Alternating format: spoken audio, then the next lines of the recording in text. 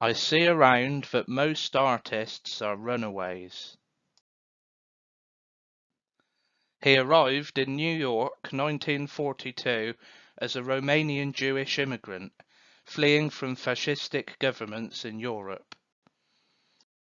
He was born into a middle-class family and studied architecture in Milan, which he could not pursue due to racial laws.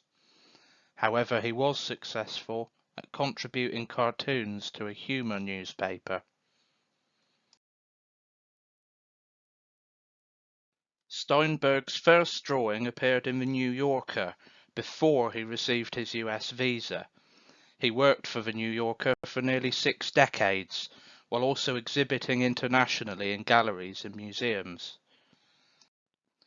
Steinberg met Hedda Stern, a fellow Jewish Romanian highly autonomous artist, who exhibited with the Surrealists and later with the Abstract Expressionists. They had a lot in common as refugees newly arrived in New York. As the Life magazine wrote when they got married, both fascinated by the US, he by the habits of people, she by machines and towering structures. Both want to create a new picture of America, but not the same pictures. I have selected some themes that were in the center of Steinberg's attention. First, individualism, the self, identity in the context of society. Masks can be thought of as one's social class, character, or personality type. The more organized a society is, the more mask wearing is required, as visible emotion has no place in it. I wonder if this applies more to where and when he lived, rather than being a universal truth. The mask is protection against revelation. Only the primitive and the poet have the possibility to reveal their emotions and the truth in their own faces. The emotions are of an antisocial nature in an organized society, attributed to various forms of insanity. Only the safest forms are permitted. The mask of perpetual happiness is the most common. Sorrow is encouraged at sickness and funerals only. Family portraits. Personalities expressed or suppressed in various ways. Clothes, expressions on their faces, or rather masks. Their environment. On the first example, a white and grey vacuum, perhaps a representation of their emotional state. On the second, cluttered and cramped interior, forcing everyone closer together. Compare his piece with Florine Stettheimer's, both of a Jewish background, both moving in intellectual circles of New York. These are the parties they would have known. Colourful individuals, deep in conversation. Stettheimer has a naive and feminine air, a clear fondness for her company. Steinberg seems more detached, represents the various personalities by the style of drawing, the line work and the colours. There was an interest in analysis of the self that first appeared in psychology in the 20th century, which then inspired arts. Deconstruction into the most basic elements, then reassembling them. In Cubism, the three-dimensional image is represented in the two-dimensional by way of the reassembled elements, which are the different points of view. Stern and Steinberg were both inspired by this movement.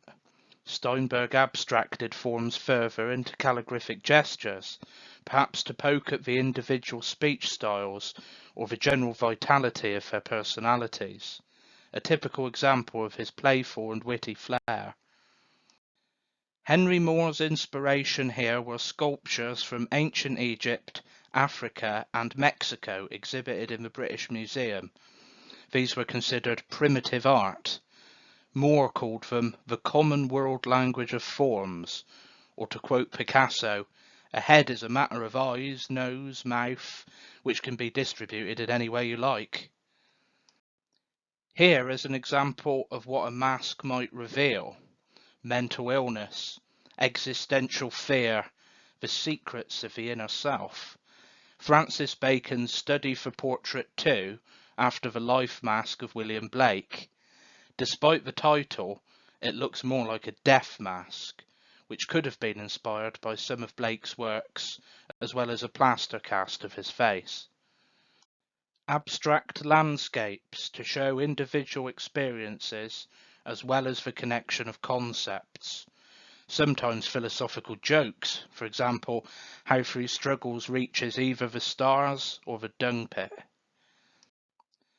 I like to compare these drawings as they all evoke the same emotion, the smallness of a human being compared to the vastness of the landscape around him. There is so much empty space, creating the feeling of disconnect. Compare Steinberg and Stern's works here. How similar? Inspired by each other or by the many shared experiences? There is a monumentality in both landscapes and nondescript machines to make the viewer feel insignificant. On Steinberg's picture, the human figures are in fact tiny comparatively. The style, abstract but not completely, bareness, in all three cases alienating as well. Some examples in the development in representing abstract modern cityscapes. John Marin was inspired by the dynamism and vitality of New York City, which he expressed through watercolour to capture the spontaneity and energy and the atmospheric effect. Both Abraham Wolkowitz and Mark Tobey's works show a calligraphic quality. It is good to have a look at Stern's work as a point of reference, knowing how closely her experiences matched with Steinberg's. The image Steinberg is best known for, the view of the world from 9th Avenue.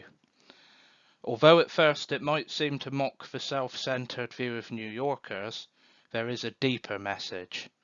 One's own mental image of the world based on their individual experience. What is intimately known is three-dimensional, detailed and realistic, whereas distance reduces everything else into abstract form and mere concept. Lastly, cats.